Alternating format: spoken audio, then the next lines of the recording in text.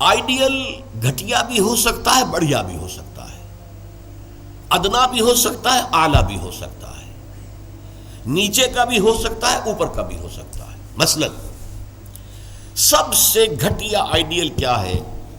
اپنی ذات، اپنا مفاد، اپنا علو، گویا کہ اس کا آئیڈیل اپنی ذات ہے۔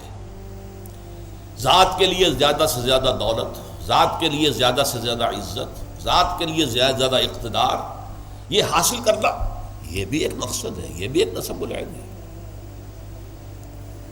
یہ گویا کہ انسان اپنی شخصیت کے گرد گھوم رہا ہے، شخصیت کے گرد گھوم رہا ہے۔ نتیجہ کیا نکلے گا؟ یہ انسان کیا ہوگا؟ جھوٹا ہوگا، دغاباز ہوگا، دھوکہ دے گا، بائی ہک اور بائی کروک یہ چیزیں حاصل کرنے کی کوشش کرے گا۔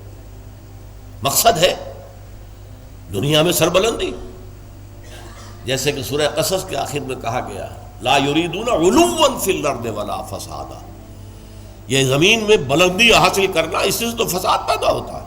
وہ کیوں اونچا ہے، میں کیوں نہ اونچا ہو جاؤں؟ تو اپنی حریم ذات ہی کے گرد جو ہے وہ چکر لگا رہا ہے۔ تو ظاہر بات ہے کہ جو اس آئیڈیل پر ہے وہ اخلاقی اعتبار سے انتہائی گھٹیا ہوگا، اس لیے کہ قرآن کہتا ہے ان النفس لامارۃ بالسوء، نفس جو ہے وہ تو برائی ہی کا حکم دیتا ہے۔ دولت مطلوب بن گئی، مقصود بن گئی، تو بائی ہک اور بائی کروک، بائی حلال اور بائی حرام، بائی جائز اور بائی ناجائز، اس لیے کہ مقصود ہے۔ لہذا گھٹیا ترین آئیڈیل ہے انسان کا اپنا نفس، گھٹیا ترین، اور اس سے پست ترین اخلاق، رذائل اخلاق اس سے وجود میں آئیں گے۔ اس سے ذرا بلند تر سطح پر، جسے ہم کہتے ہیں قوم پرستی، وطن پرستی۔ If a person is a really nationalist person، اب نیشن، آج کل تو آپ کو معلوم ہے نیشن سٹیٹس کا تصور ہے، وطن بھی نیشن کی اور بنیاد پر بنتا ہے۔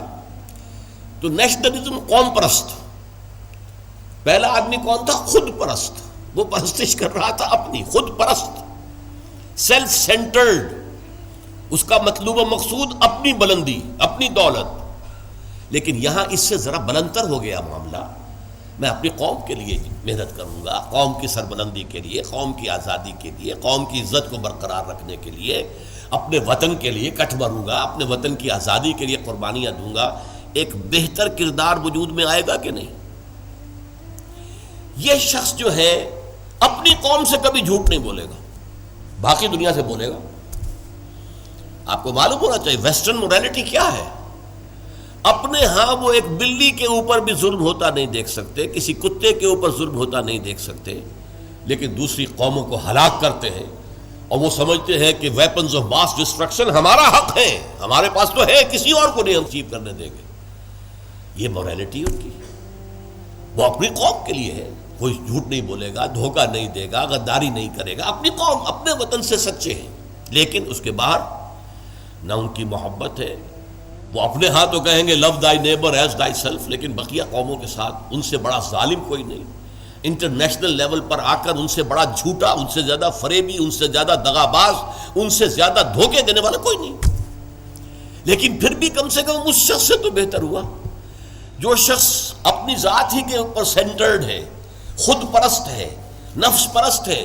اس سے یقیناً ایک بلند تر آئیڈیل ہے وطن پرستی، قوم پرستی۔ یہ قوم پرستی اگر ہے تو ایسا تو نہیں ہوگا کہ قوم کے لیے ہتھیار خریدنے گئے تھے تو زبردست رشوت لے کر گھٹیا ہتھیار خرید لیا، یہ نہیں کرے گا وہ کبھی۔ ہمارے ہاں یہ بھی ہوتا ہے، اس لیے کہ ہمارے ہاں قوم پرستی ہے ہی نہیں، وطن پرستی ہے ہی نہیں۔ اس حوالے سے اب حالانکہ آپ کو معلوم ہے کہ ہتھیار جو ہے زندگی اور موت کا مسئلہ ہے، جب جنگ ہو رہی ہے اور کریٹ کھولا گیا، معلوم ہوا یہ تو استعمال کے قابل ہی نہیں ہے یہ ہتھیار جو ہے، کیا ہوگا اس وقت؟ عین موقع پر محاذ میں وہ کھولا گیا ہے باکس، اور معلوم ہوا کہ یہاں تو کچھ اور رکھا ہوا۔ لیکن لوگ ہیں جو رشوتوں کے لیے، کک بیکس کے لیے، جو بھی وہ ان کے کمیشنز ہیں، وہ گھٹیا مال لیتے ہیں، دومی مال جسے آپ کہتے ہیں۔ تو وطن پرستی یا قوم پرستی ایک نسبتاً ہائر آئیڈیل ہے، اس سے اوپر ایک اور ہے۔ یہ جو حضرات تھوڑا بہت بھی فلسفے سے شغف رکھتے ہیں ان کو معلوم ہے، ہیومنزم، انسان دوستی، یہ جیسے ٹالسٹائے تھا، بہت بڑا ادیب تھا روس کا، وہ ہیومنزم کا قائل تھا، انسان سے دوستی ہونی چاہیے، انسان محبوب ہونا چاہیے، تمام انسان سے محبت کریں، ہیومن بینگ ایز ہیومنس، چھوڑ دیں کہ وہ ہمارے ملک کا رہنے والا ہے یا نہیں ہے، ہیومن بینگ ہے، بھول جائیں اس کو کہ وہ ہماری قوم سے اور نسل سے ہے یا نہیں ہے، ہیومن بینگ، ہیومنزم یہ ہائیسٹ فلسفی ہے۔ لیکن آپ جو سوچ لیجئے کہ اول تو یہ کہ اس تک پہنچنا بڑا مشکل، اپنی قومیتوں کے حدود سے، وطنیتوں کے حدود سے، اپنے ذاتی مقاصد اور ذاتی جو بھی مفادات ہیں ان سے بلندتر ہو کر واقعتاً ہیومنسٹ ہونا آسان کام نہیں ہے۔ لیکن ہیومنسٹ جو ہے اس کے اندر بھی انسان کی محبت تو آ جائے گی، انسان مطلوب ہو جائے گا اس کا، اور اس اعتبار سے وہ قوم پرست اور وطن پرست سے برتر ایک شخصیت ہوگی۔ لیکن باقی کائنات، حیوانات، اس کے اندر اس کے لیے تو کوئی محبت اس کے اندر نہیں ہوگی، اس کے لیے کوئی شفقت نہیں ہوگی۔ ہیومنزم ہیومن بینگز کے لیے ہے، اس سے اوپر ایک اور ہے، اور وہ ہے کسی نظریے پر انسان کی نگاہ جم جائے، نظریہ کہ انسان کی فلاح کمیونزم میں ہے، ظلم کا خاتمہ کمیونزم میں ہوگا، لہذا اس کمیونزم کے لیے، اس کو فروغ کے لیے، اس کو عام کرنے کے لیے، اس کے پھیلانے کے لیے، لوگوں کو قائل کرنے کے لیے تن من دھن لگا رہے ہیں۔ پھر جن لوگوں نے مان لیا ہے انہیں آرگنائز کر رہے ہیں، سیلز بن رہے ہیں، پھر ایک جد و جہد ہو رہی ہے، کشمکش ہو رہی ہے، زہر کے خلاف جد و جہد ہو رہی ہے، جانے دے رہے ہیں، فائرنگ اسکواڈز کے سامنے کھڑے ہو کر سینہ کھول کر گولیاں کھا رہے ہیں۔ یہ سب کیا ہے؟ ایک تصور کے حسن مبہم پر ساری ہستی لٹائی جاتی ہے، ایک تصور ہے، ایک آئیڈیل ہے، کمیونزم جو ہے ایک آئیڈیل ہے، ایک آئیڈیالوجی ہے، اس آئیڈیالوجی کو اپنا آئیڈیل بنا کر اور پھر جد و جہد اور محنت اور قربانیاں اور ایثار سب کچھ۔ اب ایک ہی چھلانگ ہے، خدا پرستی، ہائیسٹ آئیڈیل، یہ ہے جس کو کہ علامہ اقبال نے کہا ہے، در دشت جنون من جبریل زبوں سے دے یزداب کمنداور، اے ہمت مردانہ، اے ہمت مردانہ، کمند ڈالو اللہ پر۔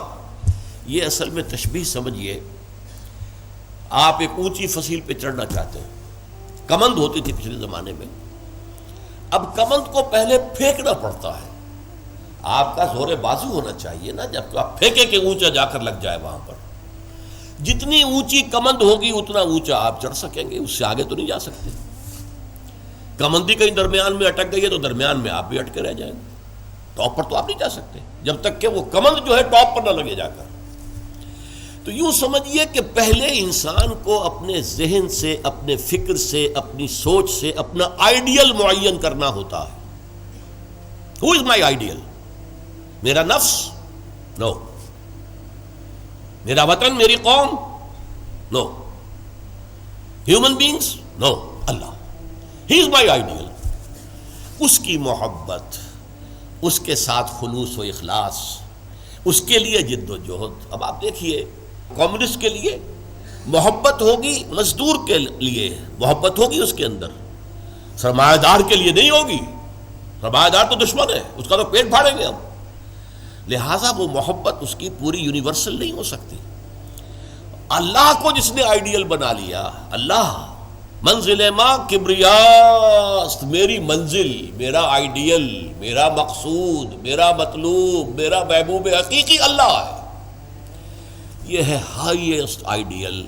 اور جو شخص اللہ کو اپنا آئیڈیل بنا لے، اپنا مقصود بنا لے، اپنا مطلوب بنا لے، اپنا محبوب بنا لے، وہ در حقیقت بلند ترین کردار ہوگا، اور اس کی مکمل مثال محمد الرسول اللہ صلی اللہ علیہ وسلم کی شخصیت ہے۔ محبوب حقیقی اللہ کے سوا کوئی نہ رہے۔ نصب العین وہی ہوتا ہے جہاں پہ نگاہ جمی ہوئی ہے، اگرچہ اس کے لیے جو محنت کر رہے ہیں وقتی طور پر آپ کا کوئی اور ہدف ہو سکتا ہے، جیسے ہم کہتے ہیں کہ اصل نصب العین تھا اسلام کو دنیا میں غالب کرنے کی جد و جہد، اس کے لیے پہلا نصب العین بن گیا پاکستان کا حصول۔ یہ دوسری بات ہے کہ ہم پاکستان کو حاصل کرنے کے بعد بھول گئے کہ کس لیے ہم نے حاصل کیا تھا، اور اسی لیے ذلیل و خوار ہے۔ انڈیا کے مقابلے میں سر اٹھا کر کھڑے ہونا ہمارے لیے ممکن نہیں ہے، سوائے اس کے کہ ایٹمک ڈیٹرنٹ جو ہے اس کا سہارا لیا ہوا ہے، اور اگر خدا نہ خواستہ میرے نزدیک تو تقدیر مبرم ہے، امریکہ نے یہ آپ سے چھین کر لینا ہے، پھر کیا رہ جائے گا کچھ؟ اس حوالے سے سمجھیے. اسی لیے علامہ اقبال نے دیکھیے کہ وطن کو بھی خدا قرار دیا ہے. وطن پرستی، نفس پرستی، وطن پرستی، قوم پرستی، انسانیت پرستی، نظریہ پرستی اور خدا پرستی، یہ ٹاپ پر ہے. منزل ماں کبریاست در دشت جنون من جبریل زبوں سیدے یزداب کمند داور، اے ہمت مردانہ اپنے کمند اتنی اونچی ڈالو کہ اللہ کی ذات پر جائے، پھر اللہ کی ذات، پھر اس کمند کے ذریعے سے سیر اللہ، تقرب اللہ، رفتہ رفتہ اللہ سے قریب تر ہوتے چلے جاؤ. جیسے کہ آپ کو معلوم ہے، اگرچہ وہ آیت سجدہ ہے، جا کر ایک سجدہ کر لیجئے گا، جو سورۃ العلق جو ہے وہ ختم ہوتی ہے فَاسْجُدْ وَاقْتَرِبْ، بس سجدہ کرو اور قریب ہو جاؤ. یہ سجدہ کرنا اللہ سے قرب کا ذریعہ ہے. وَاقْتَرِبْ، قریب ہو جاؤ. اس لیے حضور نے فرمایا ہے ان اقرب ما یکون العبد الی اللہ فی السجود، انسان جو اپنے رب سے قریب ترین ہوتا ہے وہ سجدے کی حالت میں ہوتا ہے. اپنی انا ختم کر دی، اپنی انا مٹی میں ملا دی، پیشانی اللہ کے سامنے خاک پر رکھ دی. بس یہ گویا کہ جو یہ انا ہی جو ہے ہماری، یہی تو ہے در حقیقت جو ہمارے درمیان اور اللہ کے درمیان حائل ہے. اس انانیت کا امکان ختم ہوا تو پھر اللہ کے ساتھ ہمارا بہت قرب ہے. یہ ہے ضعف الطالب والمطلوب. گھٹیا آدرش ہوگا تو گھٹیا ہی شخصیت وجود میں آئے گی، اگر اعلیٰ آدرش ہوگا تو بلندتر شخصیت وجود میں آئے گی. آدرش نصب العین، مقصود، مطلوب، محبوب حقیقی اپنا نصب بھی ہو سکتا ہے، اپنی ذات بھی ہو سکتا ہے. اپنے ہی حسن کا دیوانہ بنا پھرتا ہوں، اپنی ہی حریم ذات کا جو ہے طواف ہو رہا ہے، اس سے اوپر ہے ہی نہیں، نگاہ ہی نہیں. اس سے ذرا اوپر ہوئے وطن پرست، قوم پرست. اس سے ذرا اوپر ہوئے انسان پرست، انسان دوست.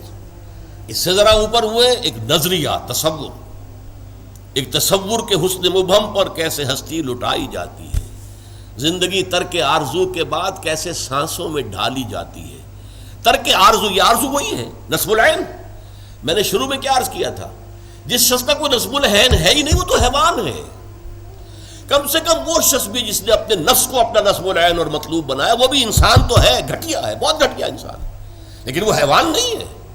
جس شخص کا کوئی نصب العین ہے ہی نہیں وہ تو پیور انسٹنکٹس کی بنیاد پر زندہ ہے. قرآن مجید میں سورہ ملک میں کہا گیا ہے افمن یمشی مکبا علی وجہہ اہدی امن یمشی سویا علی صراط مستقیم. ایک شخص اوندے منہ اپنے پیٹ کے بل جو ہے گھسٹ رہا ہے، اسے کیا نظر آئے گا منزل کہاں ہے، جانا کدھر ہے. ہم اپنے بطن اور فرج کے تقاضوں کی بنیاد پر زندہ ہیں. انسٹنکٹس ہے، جو اینیمل انسٹنکٹس ہے، پیٹ کھانے کو مانگتا ہے، اور ہمارے اندر پروکریشن کے لیے، نسل کو بڑھانے کے لیے جنس کا، شہوت کا جذبہ رکھ دیا گیا، اسی کے لیے اندر زندگی لگا رکھے. اس میں بھی کوئی امنگ نہیں ہے، اس میں بھی کوئی اونچے اٹھنے کی خواہش نہیں ہے. بس میں کہا کرتا ہوں وہ زندگی نہیں گزارتے، زندگی انہیں گزارتی ہے، زندگی انہیں گزارتی ہے. لیکن یہ کہ وہ زندگی گزارنا، وہ تو یہ ہے کہ آپ کا کوئی نہ کوئی نصب العین، کوئی آئیڈیل، کوئی ہائر جو آپ کا ایک مقصود و مطلوب ہو.